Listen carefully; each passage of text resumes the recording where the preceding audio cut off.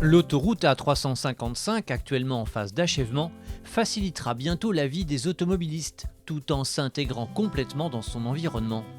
C'est ce défi qu'a réussi à relever Vinci. On essaie d'éviter d'avoir des impacts en construisant l'autoroute. Si on n'arrive pas à éviter, on essaie de réduire nos impacts. Et enfin, tous les impacts qu'on n'a pas réussi à éviter et réduire, on essaie de les compenser. Avec cette priorité, l'aménageur a conçu une autoroute que l'on peut qualifier d'écologiquement transparente. Ici, on a un passage grande faune pour les grands mammifères.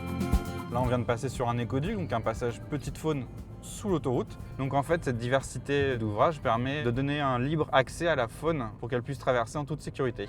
Pour protéger la biodiversité, l'aménageur a opté pour une densité record de passages faune sur une autoroute. Si on fait un petit calcul rapide, 130 passages faune sur 24 km, ça fait un passage pour les animaux tous les 212 mètres à peu près. Outre la quantité, c'est la diversité des passages qui impressionne sur ce chantier.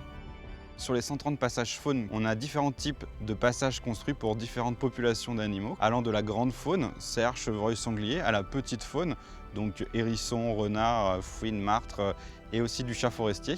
Et on a aussi une ambition sur 2 ouvrages que l'on a créés spécifiquement ici, de faire passer aussi le hamster, qui est une espèce protégée en Alsace et qu'on espère faire traverser nos ouvrages.